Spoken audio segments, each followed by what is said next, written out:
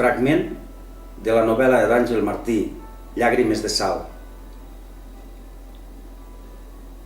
La boira produïa una situació fantasmagòrica.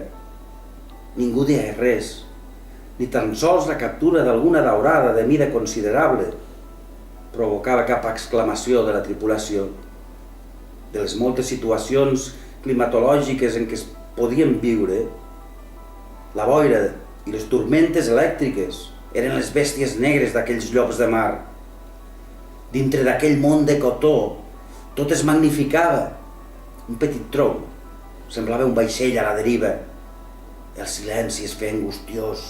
La humitat es clavava a les articulacions. Els 5 sentits es posaven alerta.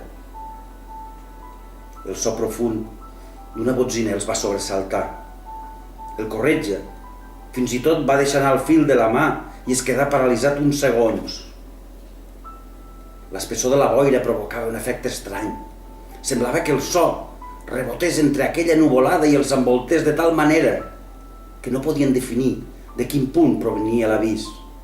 De tant en tant algun membre de la tripulació, com si d'un miratge es tractés, veia proes de vaixells a babor i a estribor que de cop es difuminaven. El so de la botzina cada cop era més prop.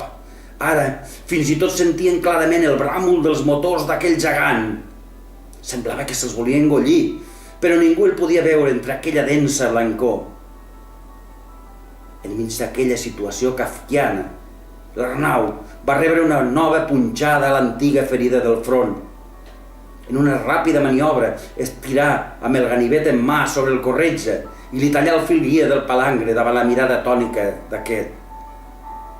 Sense pensar-ho 2 cops, va donar tota la marxa que va poder al petit bolinder i va virar el timó completament a estribor, al mateix temps que el Joseret cridava: «Atenció!